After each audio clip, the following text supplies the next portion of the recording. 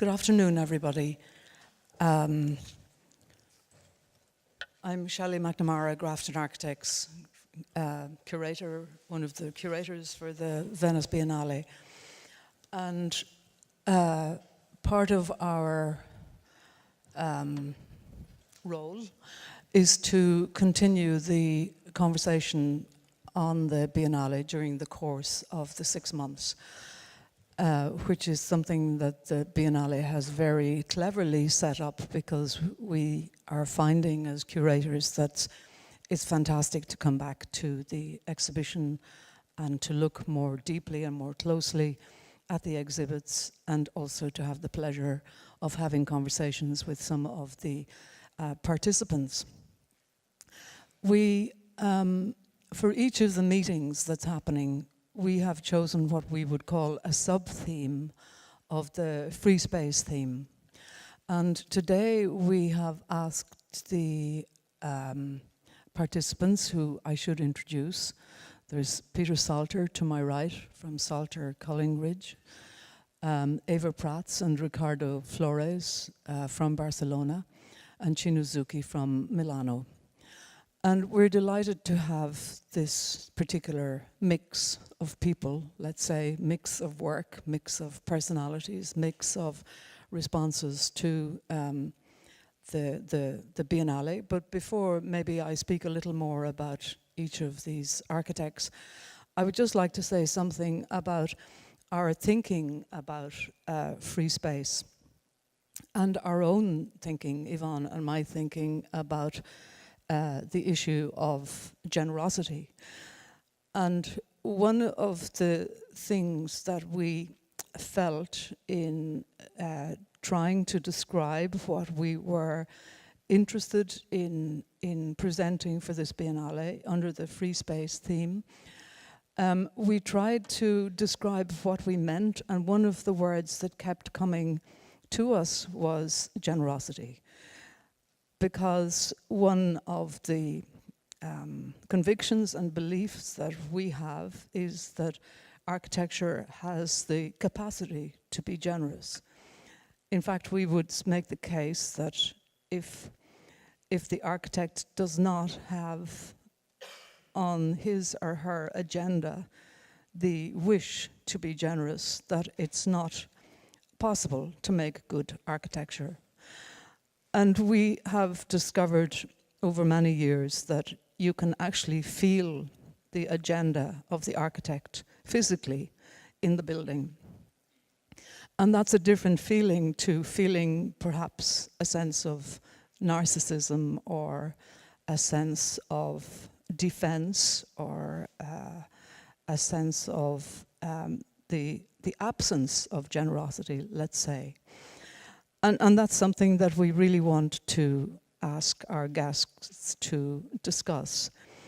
We also found very interesting working in Venice on this Biennale, and working with the Paolo Baratta, the president, but also working with the Venice Biennale team, a fantastic team to work with, for us to have discussions with. And the question of the meaning of generosity, not just in architectural terms, but in linguistic terms, was an interesting discussion, because in Italian, generosità, it apparently we didn't realize, can also mean charity, or it can mean, it can have an almost patronizing meaning. And in English, that's not really the case. So even to understand in language form what generosity means is very interesting in a global exhibition like this. And the discussion was that generosity from our point of view is not to do with charity, it's to do with the right of the citizen, or the right of the human being to benefit from architecture, irrespective of ownership or commercial interest or whatever. That the role of architecture is for the benefit, that it should be for the benefit of everybody. And that's something we would really like to focus on in terms of how our guests responded to this idea and thought about this idea, both in their response to the invitation to take part, but also in terms of thinking about this meeting today. Just to introduce why we maybe invited these particular architects today, Peter Salter and Fenella Collingridge have made a fantastic exhibit in the show. But also before this show, their work expresses for us a resistance to the possible obliteration of craft in architecture. And everything that they do resists that. And that's something that all of us practitioners on this platform, I think, feel every day. The difficulty of making something which feels crafted, because the industry, the commercial world, everything perhaps you could say mitigates against that. And that's something that we really value about the presence of Peter Salter and Fenella Collingridge in architecture. Flores Prats, we visited 2 of their buildings in Mallorca, I think about 2 years ago, and they have an amazing ability to make architecture feel like a collage of time, a collage of materials, a collage of ideas, a rich collage. And the way of working is almost like archaeology and also building the future. All 3 architects, actually 3 firms, have been involved in housing in different ways, and Flores Prats have also, as well as restoration projects, imaginative restoration projects, have built a very progressive, inspirational housing project in Barcelona, as have Salter and Collingridge in London recently. Cino Zucchi from Milano, his work has inspired us for many years since we, I suppose, became more familiar with Italy in our time building the Bocconi building in Milano. And I would have to say, at a architect to architect, Cino Zucchi has always been incredibly generous to us as strangers in Milan. But the reason why he is here is because of his work, first of all. And I remember going to see a social housing project of Cino's in Milano with the city architect from Dublin, who happened to be in Milan. And it was a really memorable site visit for us. And I still remember you said that, Cino, you said to Caccia de Mignoni, "Thank you, Caccia, because I borrowed your roof." And he was still alive, and so Cino had borrowed a piece of Caccia de Mignoni's architecture. And that was one of the reasons why we asked Cino to look at the work of Caccia de Mignoni, which is work we discovered after coming to Milan. I have to admit, we didn't know this work. And just when I talk about us having been strangers to Milan, the other thing that came up in the discussion of generosity was when we were trying to explain what we meant, that architecture should have the ability to express the unspoken wishes of strangers. And Paolo Barata said, "Are you sure you want to use that word, stranger?" Because in Italian it can mean an outsider or an unwanted person, whereas in English it means somebody equal but that you don't know. And again, that's also interesting, the linguistic communication questions which arise, as well as the architectural questions. How do we, as architects, make buildings which express the unspoken wishes of strangers. So that's really to give a kind of background into Yvonne and my way of thinking when we were talking about generosity as part of our manifesto. And also the purpose of today is for us to discuss informally, to have a conversation with you in the room, to somehow tease out, and it's a very nice time because the work is done and we can stand back and look at it and perhaps think about it more clearly and discuss it more openly. So I'm going to, each guest has been invited to make a presentation which would last between 5 and 10 minutes. And this is as a taster. It's not possible for these guests to describe all of their ideas and the huge investment in that they've made in the exhibition. But it's really to act as a catalyst for conversation and for you as an audience to see where they're coming from in their thinking. So I would like to invite Peter Salter to start.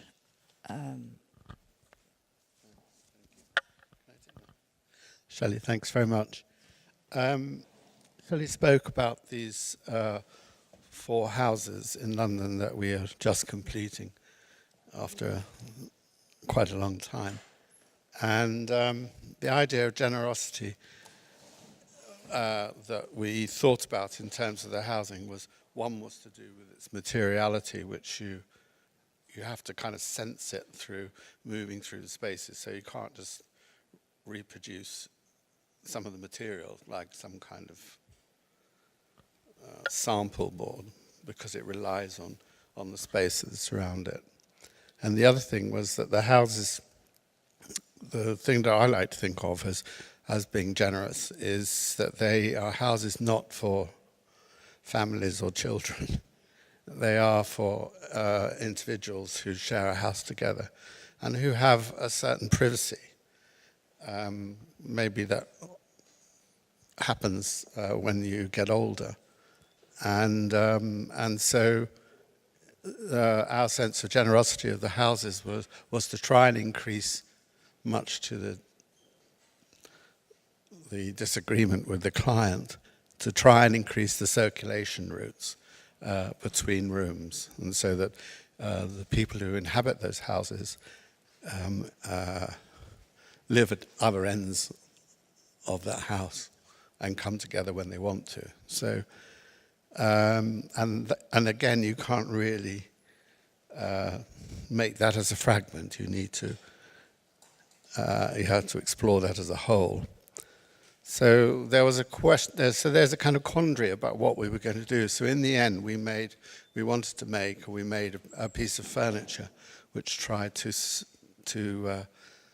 tease out that idea of free space, and as a generous thing to look at. And so I think I'll probably start now. What you're looking at here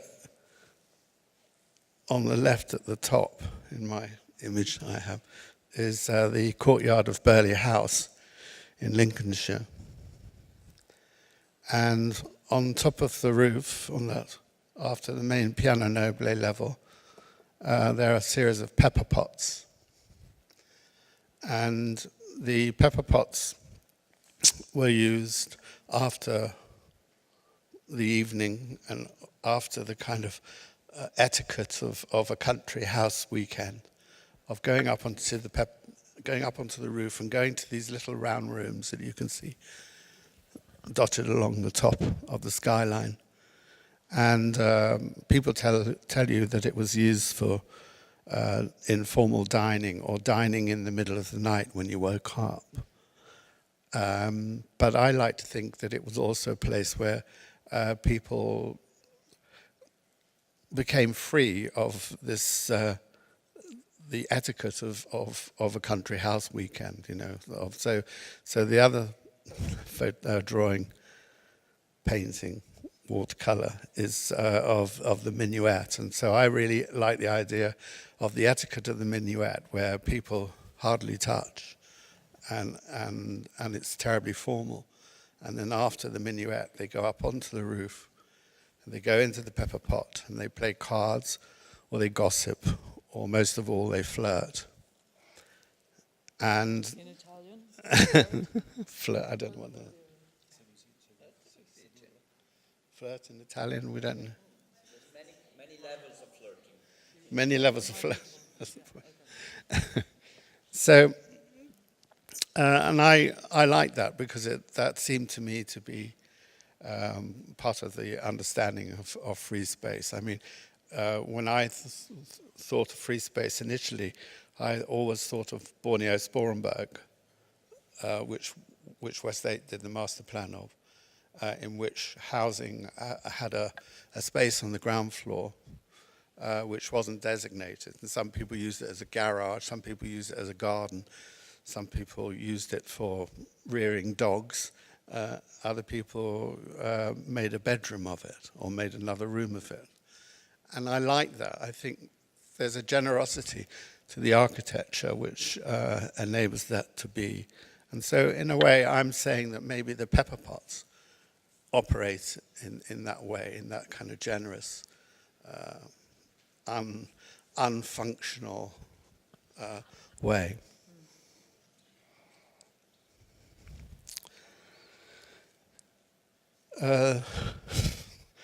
I'm just enamored of Billy Whitelaw in Beckett's play Happy Days, where the actual structure of the earth that she's trapped in becomes a means from which she can explore her relationship to Winnie. She's Winnie, and the person she's talking to or talking about or talking over is called Willie.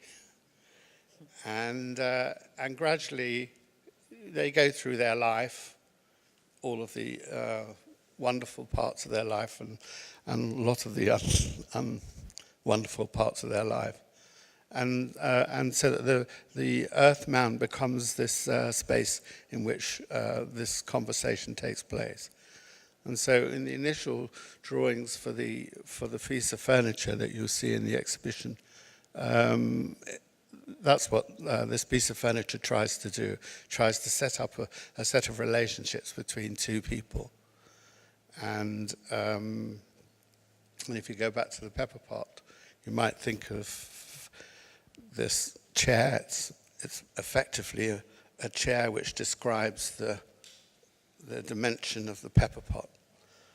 And it's a place where you can be infatuated with somebody, or when their body language changes, you might separate. And so the whole of the piece moves in relation to each other.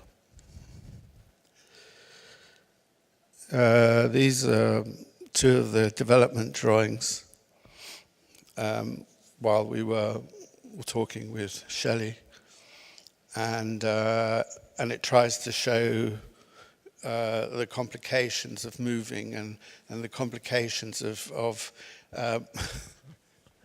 people's breaking up. The woman is slumped, rather sad, and the man is floating away. And I didn't know how else to draw that, so that tries to make this kind of relationship. This is the piece as when it was being installed by the builder. The builder is the joiner who made much of the joinery details of the houses in Walmer Yard, and it's been very beautifully made. It has tolerances that you would expect in furniture, because the diagonal curved beam which everything runs on, you need to make sure that the chairs absolutely follow the curve of the beam, because if they didn't, then the whole thing would come untracked, which occasionally it does.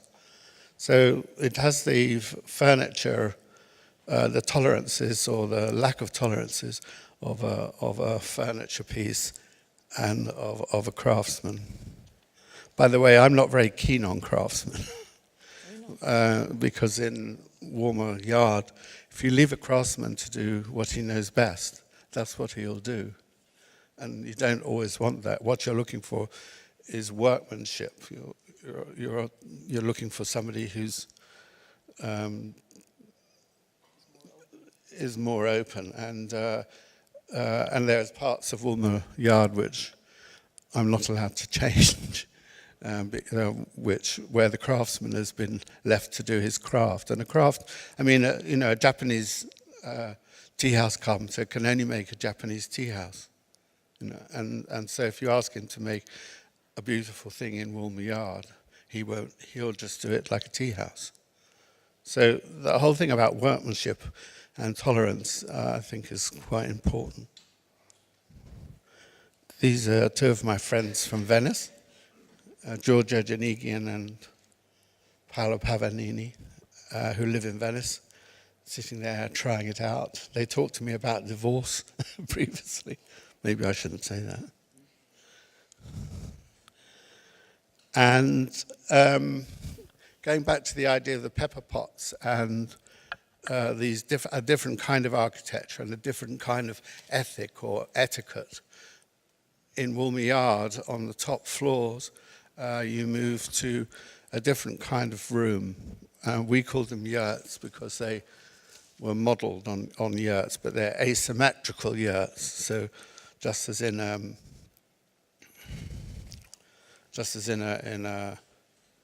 a Japanese pot, which may be asymmetrical, there's beauty in the asymmetricalness of it rather than a symmetrical form. These are the drawings and the 1:25 model that they scan to make the form for. And this is the last two slides. The outside of the building is done in copper tiling, which enables the very gentle faceting of the outside to be seen because it's not a cold construction. And on the inside, we have chopped straw and black pigmented clay. Thank you very much.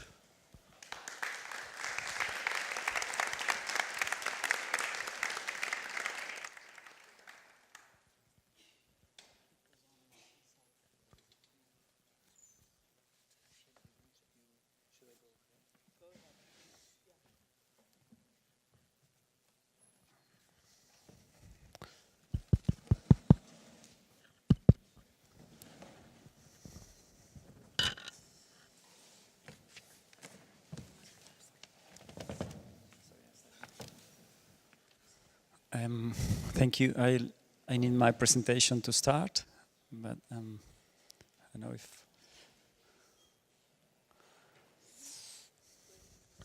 Presentation, thank you. Yeah, the microphone is on. The presentation is not on. But, okay, thank you. We would like to start talking about this building, which is a building where we started working in this project that finally led to the proposal here in Venice. It's a former workers' cooperative in Barcelona, in a former industrial neighborhood of our city. It was a place. This is 1920s, and it's a place where workers of this area used to meet. The upper floor was for leisure, and the ground floor level was a shop and selling. In the upper floor, they would have this cafe, ballroom, theater, etc. Whilst in the ground floor is this shop more open to neighbors and to themselves, also to buy goods more cheap than the rest of the city. The place was for us the beginning of our project, and it was very generous in dimensions, not only in the space, but also in the materials. Look at the tiles, the decoration. It had natural light coming through those beautiful windows. This was a competition to fit a contemporary drama center into this building, and 6 years ago. So the building had been abandoned for a long while, and when we won the competition, this space was like this, had been abandoned for 30 years, and a late use of the cooperative had been erased all the traces of the ground floor level. The windows were blocked, the decoration was eliminated, some mezzanine spaces were added, some sauna, pool, etc., etc., etc. It was quite terrible altogether. In the upper floor, though, we could find some of the traces of the use of this. There was a school for the kids of the workers, and it was the theater where there used to be the wedding scenes, etc., for the workers. In the stage, we found this array of natural light, and for us was a sign. Instead of a menace of destruction, was a kind of a sign of future, a possible future. In the competition was a bit of a dilemma because the building was not listed, and we could demolish it. In fact, some of the proposal for the competition was demolishing and starting from new.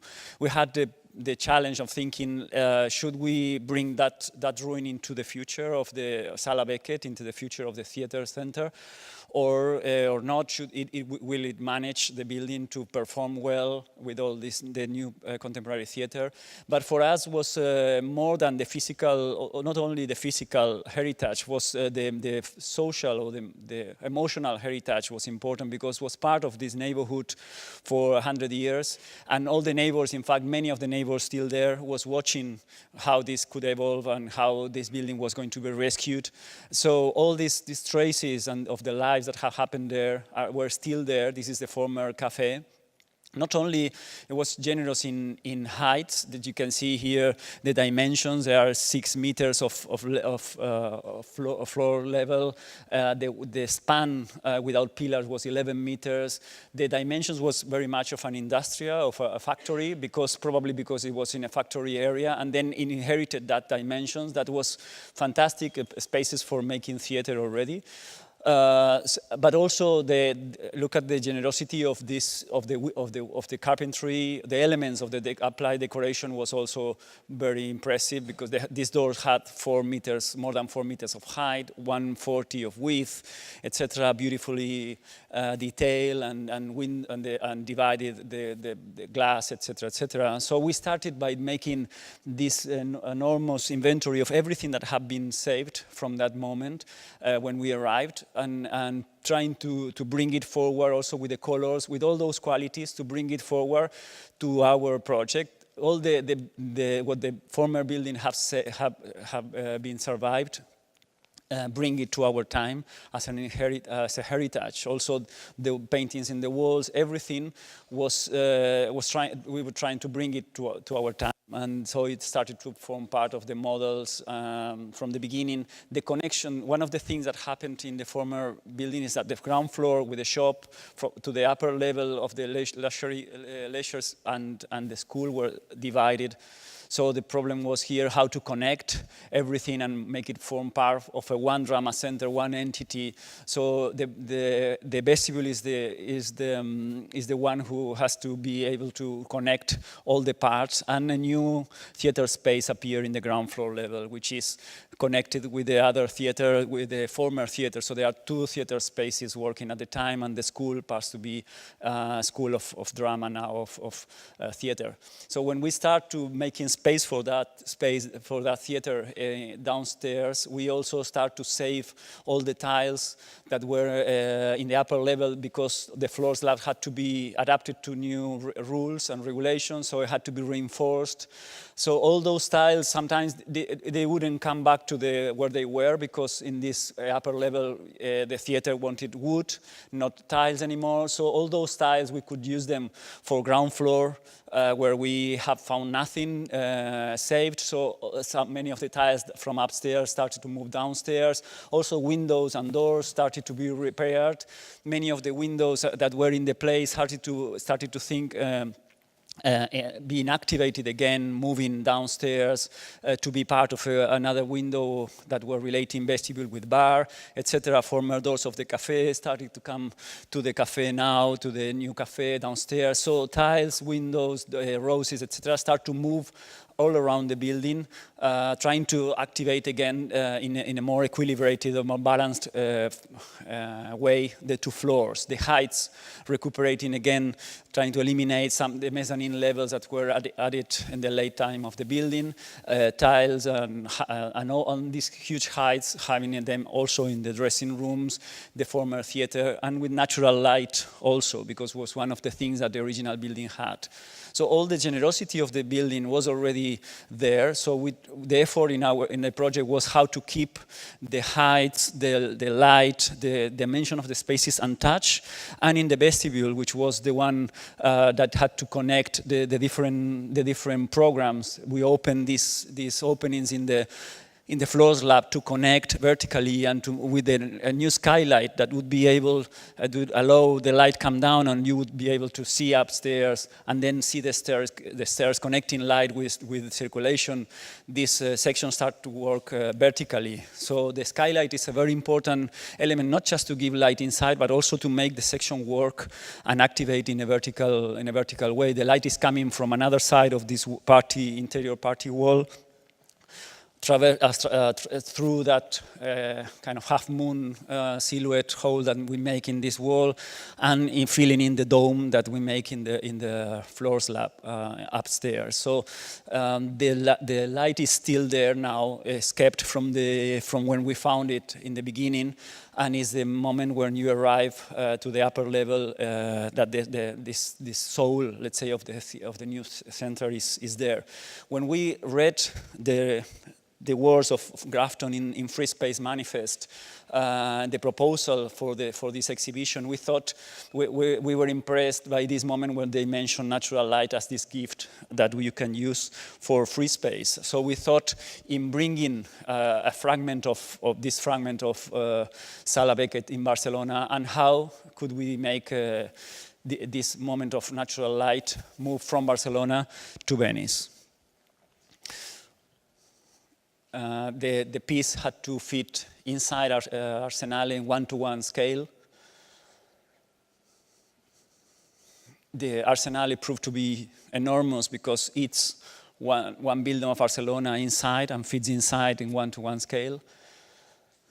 And we used two of the windows, the huge, enormous windows of Arsenale, to activate that set design, which is the Sala Beckett moved to Venice. No? The light comes from these two windows in the back, filling in the funnel, a south light. And in Barcelona, as you saw, the light comes from above. In Venice, comes from a side. So we make this adaptation, this modification of the piece to have light from a side, liquid light that moves horizontally and fills in this chamber of light.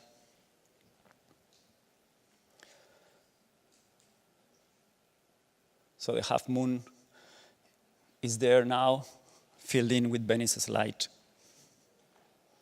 Thank you.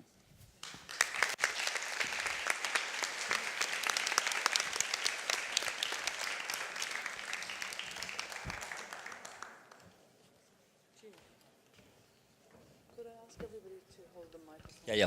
Thanks. Okay, can you go with the slides?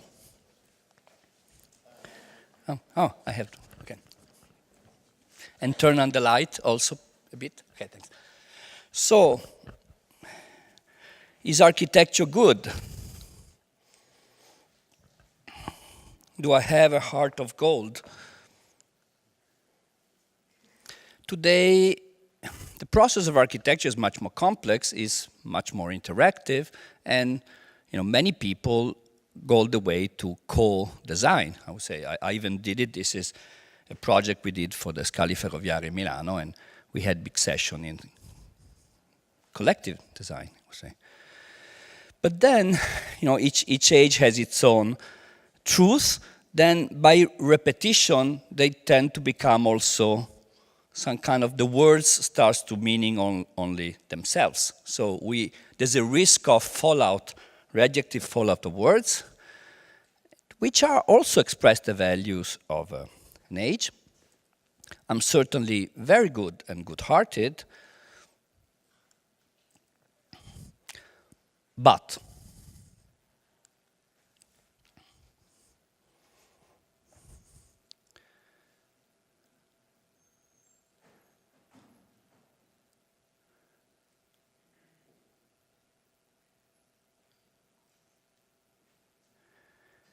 a program, today we think that if the process is good, the result is good. You know, we tend to evaluate the correctness of the process, and we tend to design very much in a soft, sophisticated form of the functionalist ideas that you transform a program into form. So form is the result of a program, of a correct process. But in a way, once form is there, is petrified, it resists and goes in time and hosts other things. So I want to pose these questions. Do stones have a heart? Where do I point? This is the temple, actually the Isis threw down canoning in Syria, in Palmyra. And stones survive, many times even forgetting the original function. They withstand the hardships of times. Where am I? Sometimes they are done for a very practical reason. This is in Rajasthan, it's a water well, but also they can get almost a Piranesian look. They are subjected to light. They're like, they feel the weather, you know, the changing of the light, the rain. So I want to make a reflection about time. In a way, we throw, you know, I've changed it 5 smartphones very recently, but you cannot throw away a city as you would throw away a smartphone. All the utopias of, you know, the last century of very organistic cities like machine, metropolis, or they have a problem. They cannot be layered in a way. So the real cities are not like that. I don't know where to point. Okay. So how come the Diocletian Palace peristyle works much better as a bar, or even the Arsenale, than many contemporary shopping centers?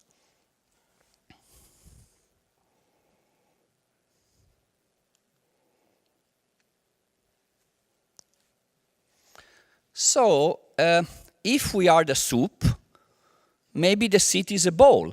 Of course, a bowl has a size, a material. We can clean it or can keep heat. You know, somehow is related to a food culture. If we go eat sushi, we use other tools. But in a way, we will not change the bowl as we change the spaghetti. So in a way, a bowl belongs to the same cultural system as the spaghetti, but is not generated by a progressive. So are we sure that the building is generated strictly by its functional program? So stones host people, so they can be seen in a very abstract, so in a way they survive our bodies, but they host our bodies. Where should I point? Okay, there. So Italian cities are in a way funny in that way, because we can perceive them, even Venice, as a collection of monuments or just a place for cats and coffees. Oops. This is actually it's the rock garden in Chandigarh, but that's another story. That's Paris. So, you know, tides are soft and stones are hard, but they can kiss each other. Why do we always oppose nature to architecture? This is Place des Vosges, Sunday afternoon. The European cities is full of ways of showing that a very good environment can stay together with architecture. This is Le Corbusier in Chandigarh. So forms, they are the backdrop of daily life. In a way, they appear and disappear as we want. So all the academic architecture, this is a project for endless facades in Torino. Torino has these things. Is there, and it's the backdrop of daily life. It's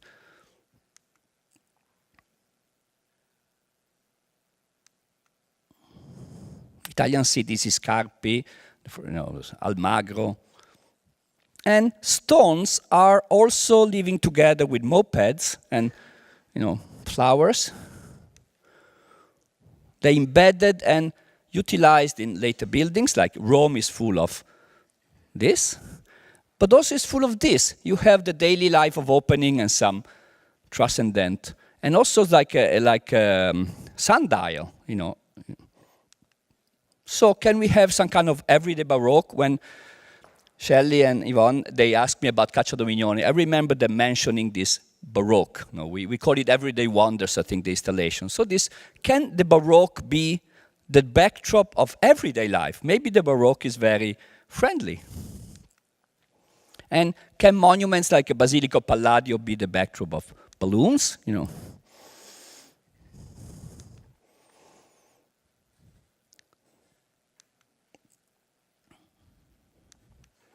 So what is the welcoming part of architecture? Welcome. An arcade who says welcome, but also in a way has, I don't know if there's a pointer, we're forgetting that in functionalist terms this crown is useless. There's no need for the crown. But don't we also love a city which is full of figures?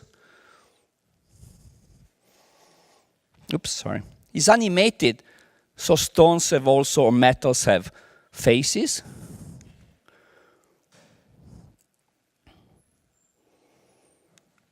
Actually, here I did a factory, and they mistook the height. So this is the new wing and this existing wing. And this was 50 centimeters long. So I gave my daughter a cat, a steel cat, and she didn't like it. So I took it and put it there. So I shown my own mistake by putting the cat jumping down for the 50 centimeters mistake.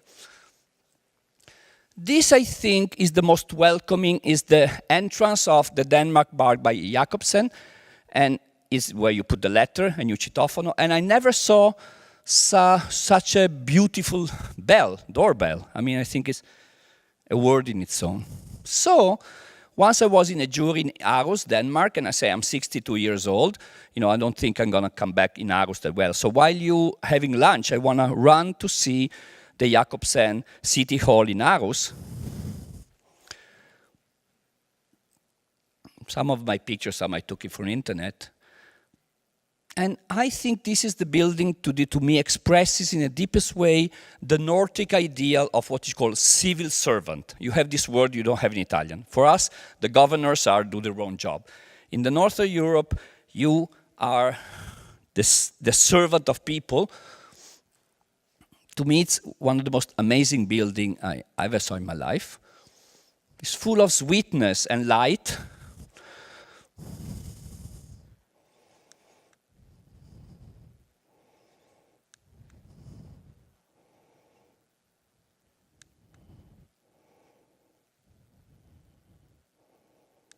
It's both rigorous and soft.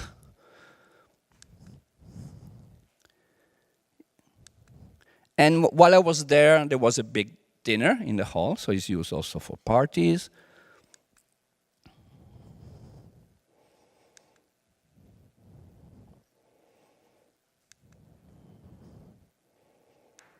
It's both institutional. This is the chamber, where the mayor sits with all the portrait of the old people. And somebody Danish said, you know what is written here? This is the elevator. It says, would you like to go up? Would you like to go down? So this symbol, would you like to go up? Would you like to go down in the thing? This is to me the crowning of what generosity as an architecture is. Would you like to?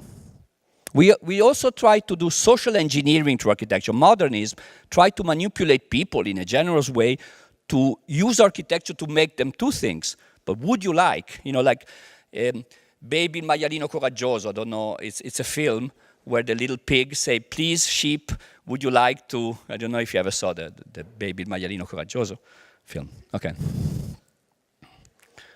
Okay, so of course I'm not Jacobsen, and this is not Hollywood, whatever, but this is the almost finished headquarters of Lavazza in Torino. It was a dismissed industrial area. I will not show you, of course, the whole project, just to show some sketches of a building it's a quite modern building with 700 people working, but then it has a very interesting program. Was a totally dismissed, was a precinct, an industrial area, and we transform it. I will not speak about it, I will just show. So it's a mixture of existing building. Actually, in that building you have some kind of, like the Guinness Museum in Dublin, you have, this is the Lavazza Museum. The facade can also, it's very rational. Actually, the parapets are 80 centimeters. I don't have pictures of the interior, but they're the same height of a wall, so this, when you open it, you have a higher thing. So it's a very rational building in a way. This is the museum, and for example here, this was all a precinct, so the existing building missed some facades. So this part is a modern part to like a patch on where there was no facade because they were attached to the building, so some existing building are demolished. This is the main entrance, one would say. Also this part is some kind of transition between the existing building and a new one. The atrium? Yeah, I'm going. Okay, whoops. Okay. Beep. It's not going fast enough. Okay, so, and we made a very Baroque stairs, and everybody makes it going up also because they like it. Just because they like it. It's not just used going down, but also going up. Has a very nice terrace. People work out with the Wi-Fi. Have a cafe. That's the side of the entrance over the public garden. This is the public garden we design also. We have to wait a little bit for the green to come up.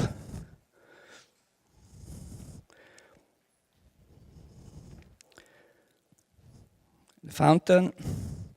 This is taken from the building, looking from the terrace, looking down to this is a whole facade we did to this existing building. And in this existing building, you have the cafeteria, which is also open to the public. So it's for the people of Lavazza, but you can also, it's very successful. You can eat very well.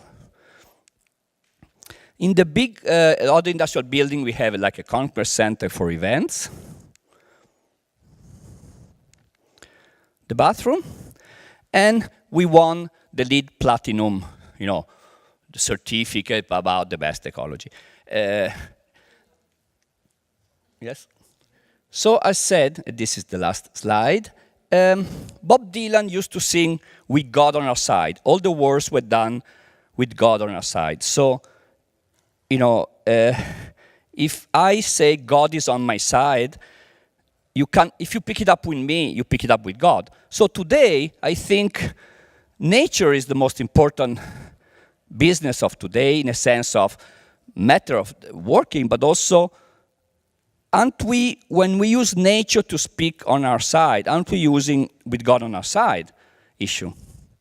So I think, can we be in the values of today without simplifying things and without using words instead of things? In a way, I think today communication overlaid a little bit too much into the practice of architecture. Not to be nostalgic, a building has a double moment. A physical moment and a communication model. I hope this communication model will not overwhelm the physicality of the building. It's so to say that we cannot not live in this age, but somehow we have to make the best of what we have. Thanks.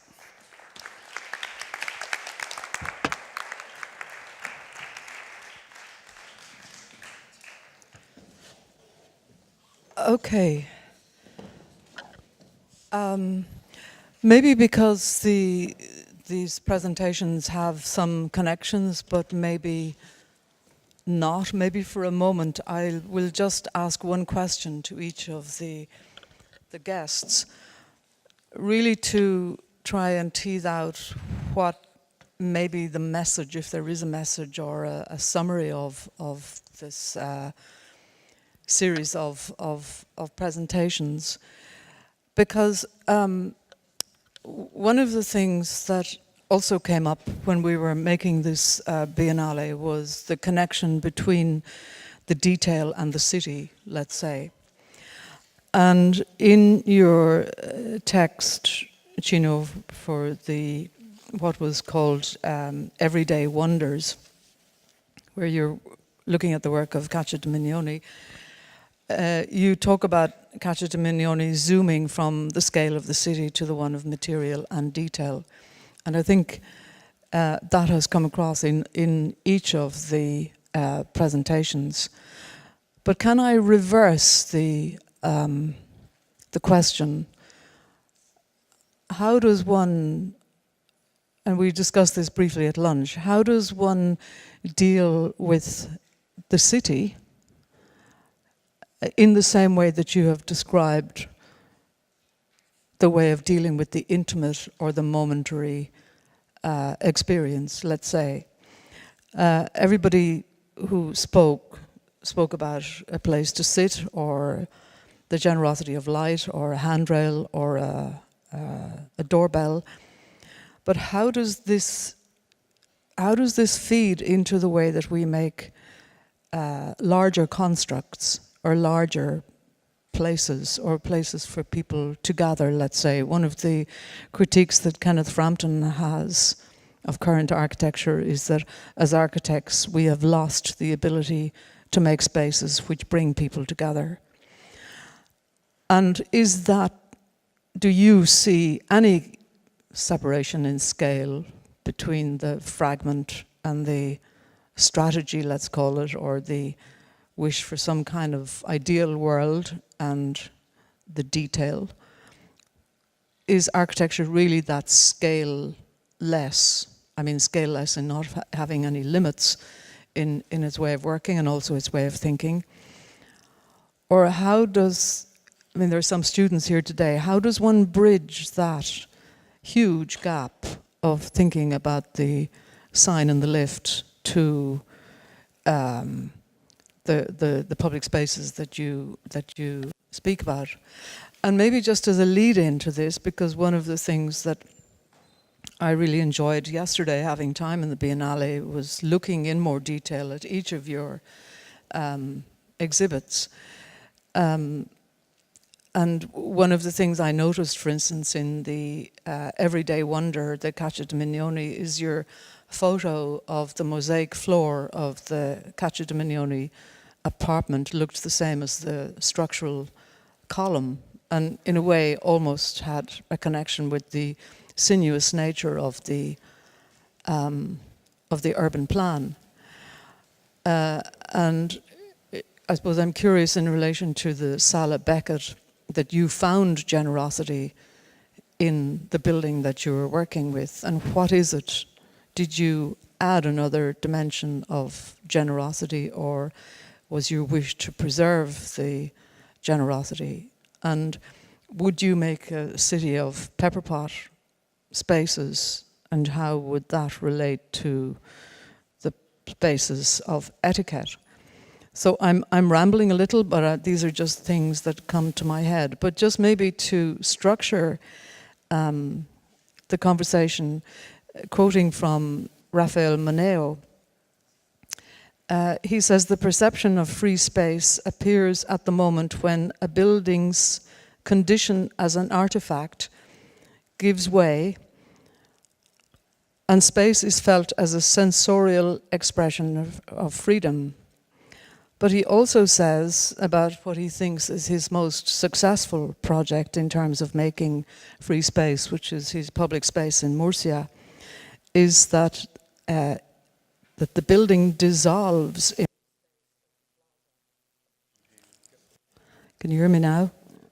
The building dissolves in the space of the plaza in order to generate a kind of freedom in space that seems to me to represent clearly the notion of free space as the greatest achievement a work of architecture can aspire to. And he says about this project that it's possibly one of the few moments where this has happened in his career. So what exactly are we speaking about here today? Because we are making this, we're focusing on momentary details in much of the discussion. And how does this feed into how we make generosity in architecture? What is the key thing? Is it that thing of the detail, the touch, and the space? Is there a key thing, or is it the thing of working from fragments to a whole, rather than the other way around?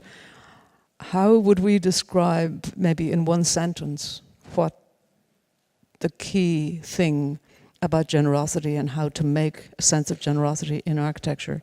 What is that key? I really like the town hall in Aarhus, which is a public building, and I like it for the same reason that you like it. I like all of the details that is made there, and of the bench. There's the bench in the entrance foyer, and so my understanding of making a generous space or generous public spaces is through those fragments and how those fragments interact with a kind of social program in a way, and I think that I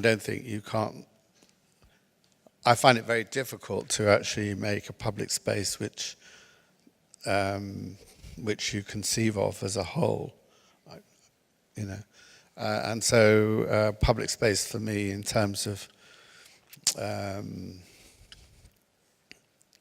a bench seat around a square, is again a fragment, and it has and gives a kind of social generosity. So I think it's making generous public spaces is bound up in some kind of social program and generosity towards you and the people that you are making it with. But can I Sorry. switch this on? It's gone. Can I ask a sub-question, Peter? Because I'm just conscious that here in the Biennale there is also a piece of Robin Hood Gardens, which was a product of a more utopian way, not more utopian, but a different way of thinking in terms of modernist or modern movement architects. And I'm just wondering, because you are so familiar with the work of the Smithsons, is that the same, or is it a different period? No, I think it is the same.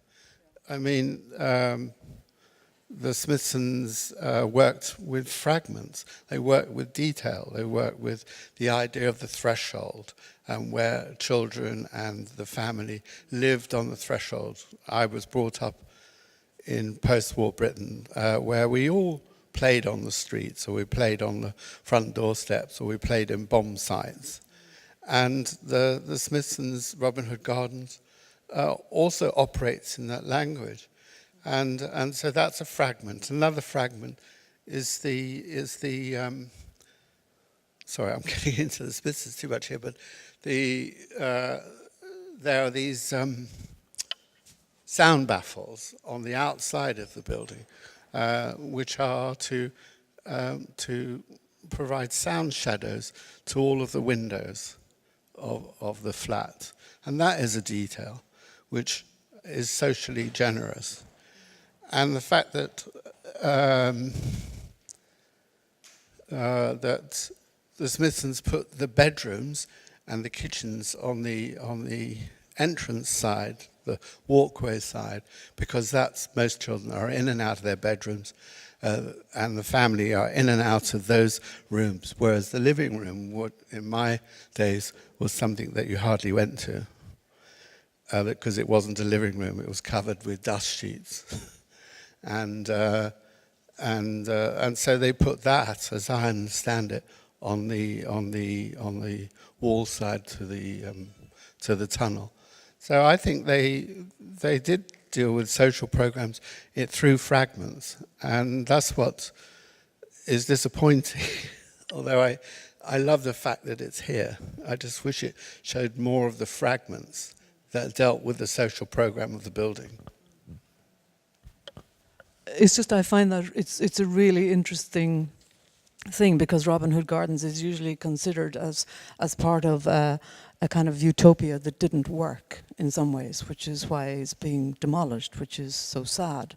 And that depth and that humanism and humanity and social conscience, which was present in so many of those, let's call them experimental buildings, is overlooked now rather than being re-evaluated and reused and taken over in a positive way. So I was just curious about that connection from something which is considered to be about let's say a bigger idea of a particular period in architecture, that is exactly in tune with what you're talking about, which is about not losing that connection between the day-to-day experience of the user. But maybe we can move, unless, was there something else you would like to say? Move the thing around. Does that one work, Ricardo? Yeah. So maybe just to move to Barcelona for a moment, and can you maybe say something about what has been presented and what you have seen, which either connects or which you disagree with, or which you would like to comment on, Eva? Maybe from the presentations we've seen, generosity is taken very much from the one-to-one dedication that an architect can have, and even the Aarhus example is a very clear one. You're going there for judge, it's a town hall, for different purposes, but the building is really waiting for you, and you notice that it's full of details, dedicated to you. So in this sense, I think the case of that we have been seeing now, in the three cases, is the generosity that deals directly to people. This kind of, sometimes it's extra things, but this idea that you have when drawing, that it's also a present that you offer. Also because architecture is kind of tiring, long process or whatever, so you always want to, there is something that you really want to offer. So I think this is a way of understanding generosity, probably this one-to-one, like from individual to individual. And the example of Aarhus, or I think I see Jacobsen coming from this tradition of Asplund and Leverens, and they are really, it's an emotion, how you visit the buildings, and the building gives you clues that was waiting for you, and this doesn't happen a lot of times.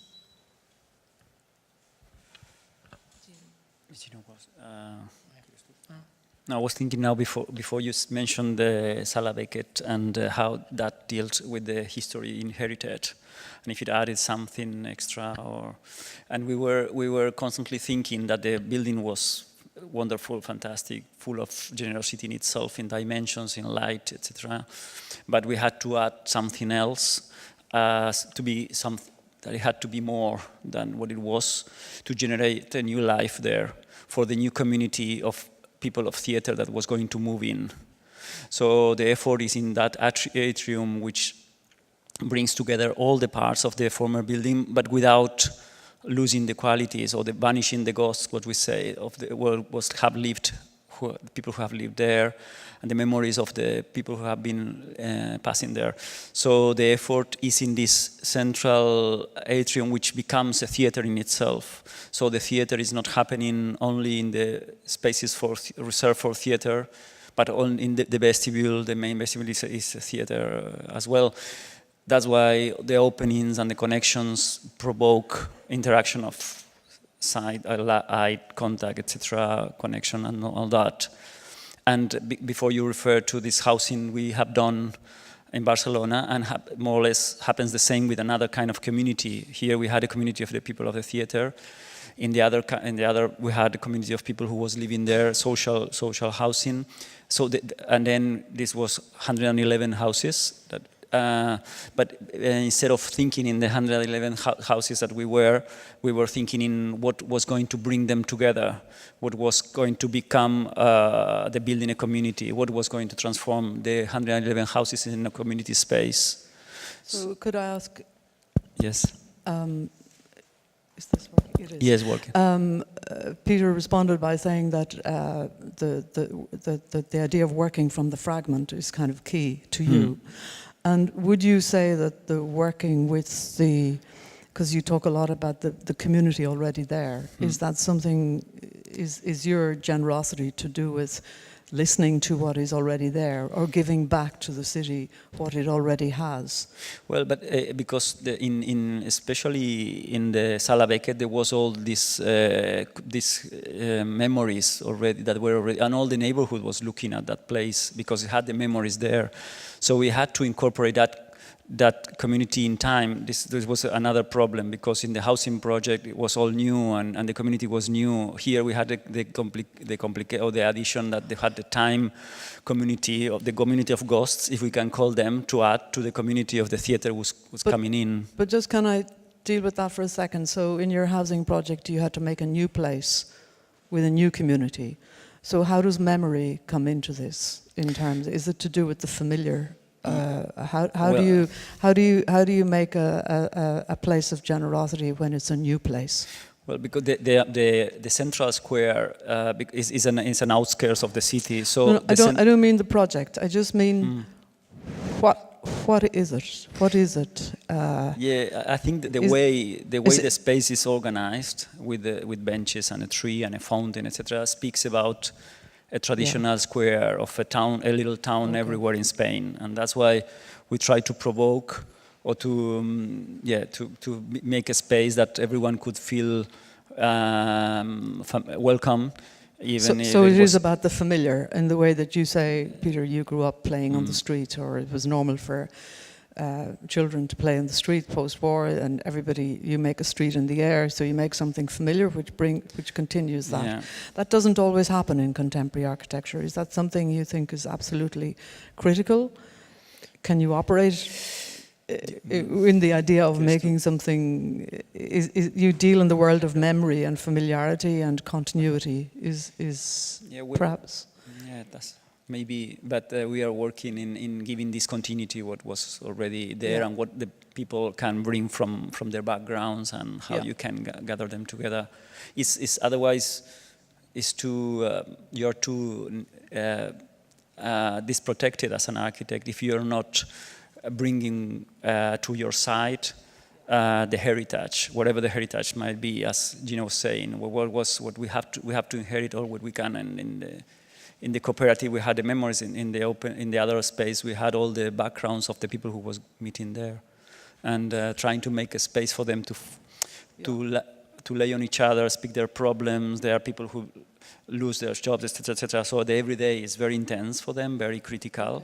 A place where they can support each other was already the key, charge it with energy, no? Okay, and maybe I can ask Cino, you use the word loved, the loved backdrop, I think it says, of our lives. Is that what you see as the role of the architect, to make a backdrop to our lives which is loved? And how does one do that? I find myself a pop architect in a sense of a pop song, like a Bell and Sebastian. I'm a big fan of Indian Canadian music. So I would say a good song has a structure. We like a good song because it's an object, in a way. It is a system of relations between words and music. On the other side, it's in the back of a bar. We can hear it on an iPhone, working or something. It's not oppressing us. It's something. Walter Benjamin used to say, the arts of this century are cinema and architecture because they can both be perceived in a state of distraction. You know, this engagement you need when you go to the Biennale of art and things like that. I'll tell you. So, can you be at the same time? I think what we admire in all architecture is to be read on different levels. Whenever I see Cenerentola Cinderella by Walt Disney, I've seen it 50 times, you discover one sophistication more. Toy Story 3 is the same to me. I cried seeing Toy Story 3. I think Pixar can do super sophisticated things. Some references of Toy Story 3 are only for me, because I only understand the Fisher-Price telephone with eyes, which I used to play. It's not for the kids. He didn't even see ever a telephone like that. So it's for me. But you can read it at different levels. So my ideal of architecture is Pixar, Toy Story, Nemo, that kind of thing. Now, I'm joking a bit, let's say. But can we do something, in that sense, a lot of old architecture in Italy, it's because of that. It can be read in very sophisticated, golden ratio, you know, philosophical way, but also is the everyday background, like here, okay? So this, when I mean background, I don't mean necessarily done like Berlusconi just on a request on people, you know, this sort of populistic idea. So today, I think, in that sense, the word interpretation stands between the sheer analysis of data, which was the scientific idea of modernism, and the idea of invention, like somebody doing something like that in the air, okay? So between blob architecture and DDR architecture, the other day I was in Lipsia, I think it needs a bit of narration. In Syria, you have people in bars who are paid to narrate stories, and when they have caravans, they pay somebody to tell the stories. We need narrators in a popular way, and what you do there is not just translating through an algorithm the desire of people. So I was joking about participatory design, which I do, is because I think today has a populistic idea that everybody can pick the things. You need to be as close as you can to a community, a place, a client, this, and at the same time you need some kind of transfiguration. Call it whatever you want. Popular art, I would call it. I would not call it art in a sense of high art, because then the subject is you. Popular art is the need of romance. That's why little statues I show around is pop art. In a sense, there's not Bernini, you know, it's somewhere around the city, some kind of sweetness disseminated to the city. But then it's also invention. It's not just a translation. So you need some invention. The only question today, I think, is another one. That in a classical age, you had some kind of shared values, rules in a way, how you should make a column, and you know what would be the shape of a men's shoe, and what is a moccasin, how is it made, which related private to public. Many years ago, I heard a lecture by Wizza, and he came to Italy, and he says, the difference between my private apartment and the station is because if I go to Barcelona and I said, let's meet at the station, I assume, even if I never saw the station of Barcelona, the atrium. So in a way, today the risk is 1,000 subjectivities, 1,000 certificates, the guy who do the lead certificate, the guy who do the safety certificate, many fragmenting a multitude of solitudes in the city, and if you go too much back to the code, you do neoclassicism, which is not the case. If you go on the other way, it's just subjectivism and you have no shared values. So we're negotiating every day. What is good for me is also good for you. You know, when you say, do you like this color, like this, you are matching values. And we live in a society which you cannot put the value by rule. Every time people try to do it, they do disasters. So what I'm trying to say, in a way, can we be pop artists? That's my point of view on architecture. Like a menestrello, I don't know, like a... I disagree, Cino. I think that you could say that pop, I mean, I agree with the sentiment and the spirit and the liveliness of your presentation, but you could say that thinking about pop art in order to communicate is patronizing, because it's suggesting that the ordinary person cannot reach the level that the architect is thinking. And our experience has always been that when you have access to an audience of non-architects, the connection is immediate. And it's very interesting speaking in the Biennale to the people. This is not quite the same point, but I think what you're making is a really interesting point about communicating architecture and what is architecture about, and do we need intermediaries, and do we need narrators who tell a story which helps people to understand. But what the people who look after the exhibits, just speaking to them, they have found that non-architects in many ways are much more open and much more responsive than architects, because they don't have the same critical baggage, let's say. They come in curious about architecture. And I don't believe that the thing of popularization of course to make it popular, but not if it means dropping the level of was meaning sophisticated pop.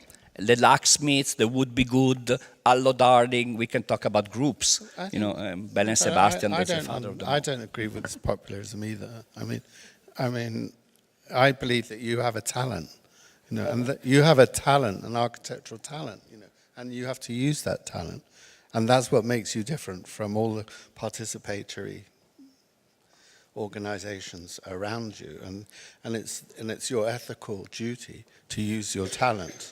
So I don't think you can, say you want to do something with popular art and stuff. I just don't agree with that. I mean, it is quite interesting because I was talking with people yesterday about metabolists and archigram. And an archigram didn't work with the familiar, in a way.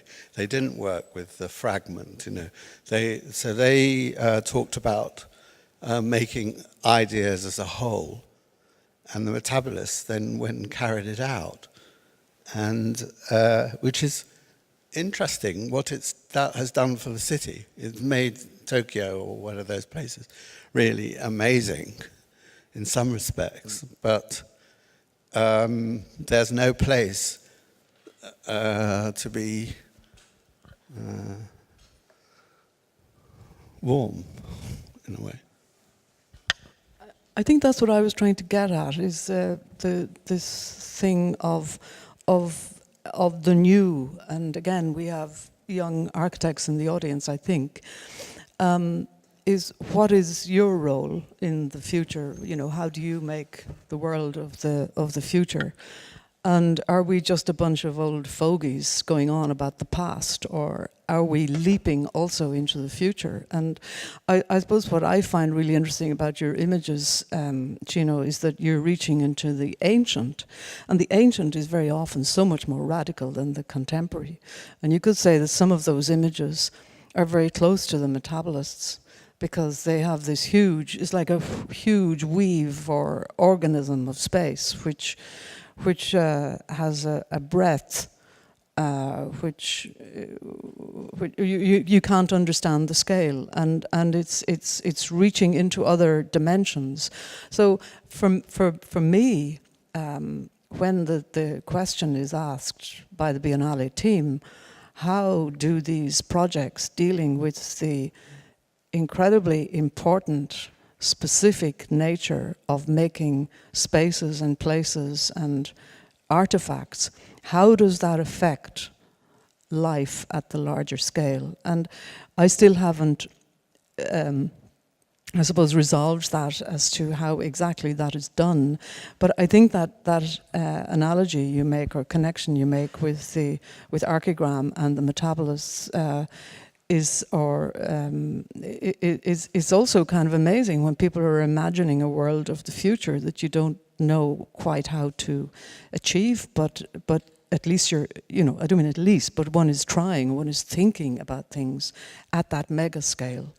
The problem is the danger of losing the human scale. And there's a real problem when that happens, where spaces and places become alienating and fearful and fear-giving, and we all know the problems of that, which you could say the Corviale in Rome, which is a product of that kind of thinking, that kind of megastructure, which is, I don't know how many kilometers it is long. And the reason why we have that project in the Biennale is because it's taking something which was a product of a very different way of thinking about placemaking and trying to see how could it be humanized now, given our knowledge of what it has meant in the past. So we don't want to, I suppose I'm speaking as a curator, we don't want to give the message that the architect only works with the particular, because the architect also has the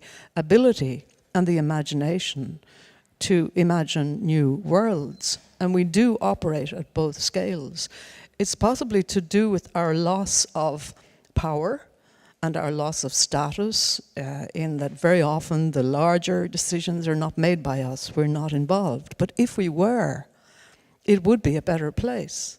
And I'm not saying that from a point of view of arrogance, I'm saying it out of a point of view, again, of the role and the agenda of architects. So maybe rather than, or as well as becoming more popular, because you've touched on a very interesting point, which is how do you communicate architecture in a way which makes it popular.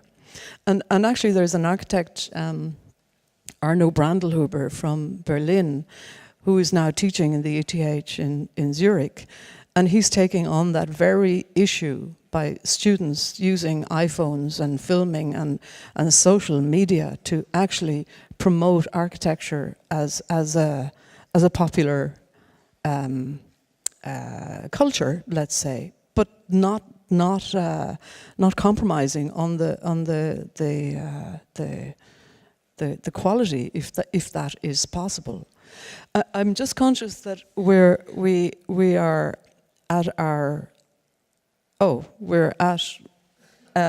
late, and we would love to hear from the audience if anybody has a question.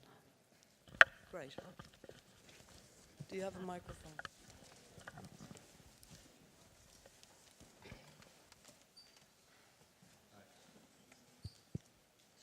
Does it work? Yeah? No? Do you want this one? It's good? Yeah? Sorry. Does it? Yeah. Hi. Just to get back to the idea that we were talking about in the beginning, which was the generosity in architecture. Are you listening? Is it good? All right. Well, the idea of generosity in architecture, I think you all maybe have the same idea. And reading between the lines of when you were talking maybe about the same thing. I want to hear reference, for example, Martin Heidegger, when he talks about the equipmentality of things, which is, for example, when you write with a pen, the equipmentality of this pen is to write. If you use a pen to hold your desk and put it on your desk, it's not the same thing. So the equipment loses its equipmentality when it's used in another medium, for example. So a college desk in which you write on, if you put it on a forest, it doesn't become a college desk anymore. So moving that into what you guys said, for example, what the building gives you clues, provoking eye contact, and how can you be generous with a building? How can a building provoke generosity in you, and how can you design a generous building, for example? But for example, the Robin Hood also gardens, and that are being demolished now, how can we be generous in terms of the building, and how can we be generous in terms of the actual scale of it? So when you take up something and it changes its equipmentality, like Mr. Flores and Prats did, it's kind of taking away from the function of it and putting it into a new program. But I think what you were all talking about is that the generosity of something is how it can offer a change of equipmentality. And you all said it, for example, when you look at something and it gives you clues on what it wants to be. So when you look at a theater, a demolished theater, and it wants to be, for example, a learning space, it's changing its equipmentality, just like when you write with a pen and you put it under your desk and you're changing, not the function of it, because a building can change a function but still have the same equipmentality. But how can you be generous to a building? It's that how can a building project how many options you have into using it. And the more options you have into using this building, the more generous it is. It's maybe not about the material, not about the space, not about the proportions or the scale, but what this building kind of projects onto you into changing what it actually is.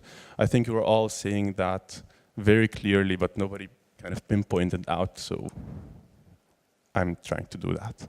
What do you think?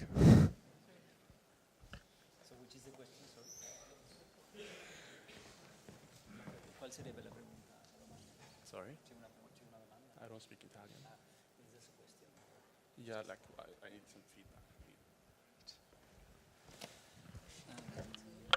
Ricardo, did you just ask him if he had another question? No, if you had a question, it was a question on. No, like I think in the case that we explained, yeah, of course, the change of use of the building was an issue, but the qualities of the space make it possible.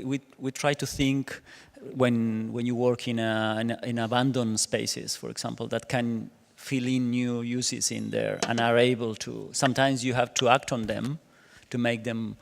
To make this happen and this possible, probably, like we have act on the atrium that connecting all the different parts that before were disconnected because the new use needs it. The new use is like a house for the dramaturg, and before it was a separate entities that had different use. So, but now it should be a kind of a domestic vestibule of the people of the theater to meet, say hello, etc., etc. So you are attacking or you are actioning the thing to make it live again. In a way, it's like you find someone which is almost there and you have to make a kind of electroshock or something, no? But with careful electroshock. But I'm just thinking, Ricardo, as you're speaking, maybe the question is, like in a way, what you've put back in Sala Beckett is not really unlike in spirit what was originally there. And that's it's a fantastic project. But I'm just thinking as you're speaking, one of the things that we found, and you spoke last night, Eva, about, we were having a conversation about maybe Europe is tired and maybe there are places, architects from other parts of the world who think differently. And I'm just thinking about DNA architects working in China, which is in the corderie.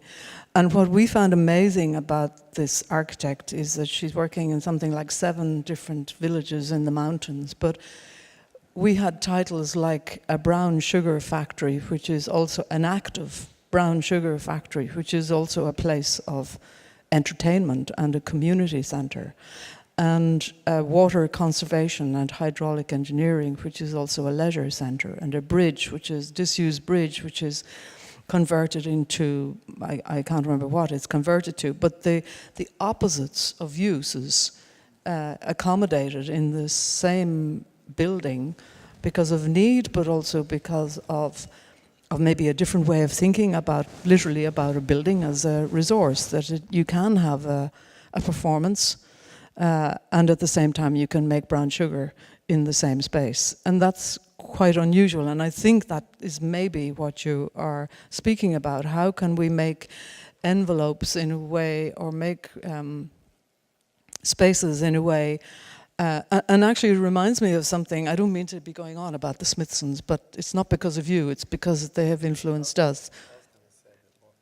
Were you? Okay. What I was thinking is that they have said something really interesting, which is the most flexible space is the one that is designed for the most specific use.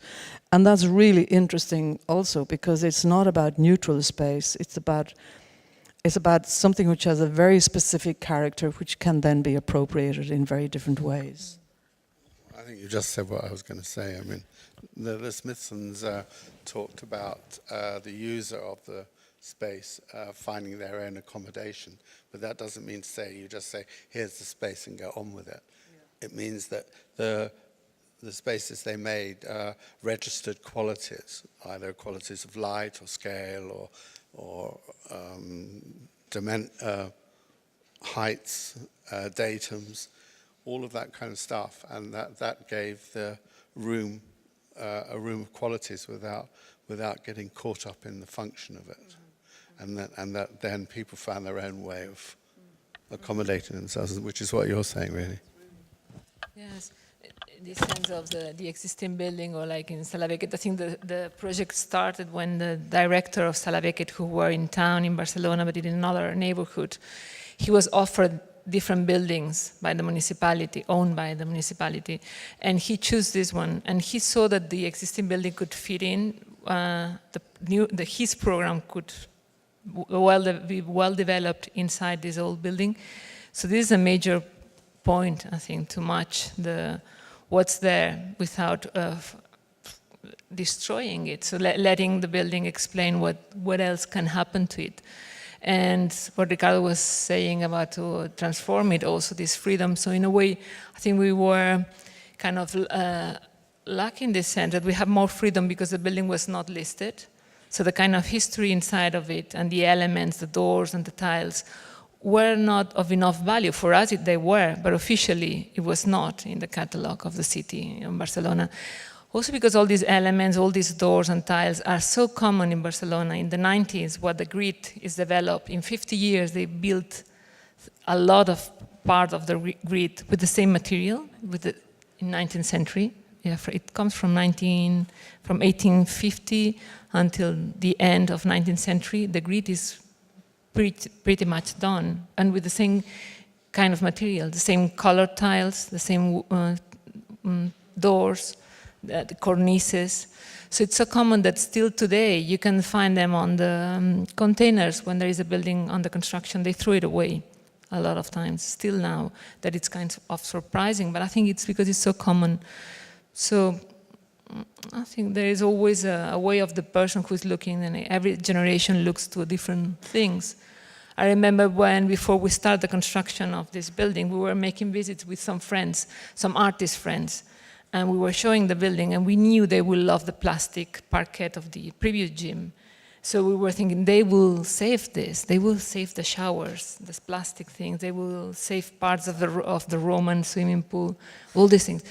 So, and then you realize how each one and each generation has an eye for certain things. But I think that's, in a way, the reach of it, that other people will save other things. And you know that you are not so global, that you prefer to make a kind of a history or a narrative with the workers' club that we really appreciated. And the gym for us was not so engaged with the neighborhood, and we ourselves were not so engaged with these plastic materials. Probably a younger architect would have been, for sure. Are there any more questions? I just want to finish by one thing. It's not a question, but you know, when you spoke about certificates and ways of practicing, again, one of the nice things about curating a Biennale is that you can really study people like amateur architects who really, I mean, again, speaking to younger architects, probably one of the most radical things you could do is change the ways that architects practice architecture in a way which focuses on the making of architecture and not on bureaucracy. And even the title, amateur architects, they question the whole idea of professionalism and the profession, and say that the profession is against architecture. You can't make, if you're going to be professional, you can't be an architect. And we're all working within those kind of awful strictures. So it's just something that you say when you talk about certificates, that also as younger architects, that architects are finding different ways of making work, which sidesteps these obstacles which we are finding so difficult to deal with. So it's a very positive time for you, I think, to think about how you can find new ways of I don't mean it's a very positive time, but it's a very positive time in your lives to question. You don't have to be doing the same thing as the generation before you. You have to find ways of doing things which suit your generation and your time and your way of thinking. So if there are no more questions, I'd just really like to thank all of our guests today for fantastic work. First of all, making a fantastic contribution to, we shouldn't call it our Biennale, but we think it's our Biennale. We are so delighted that all of these people are present in the Biennale, and to thank you for coming today. Thank you.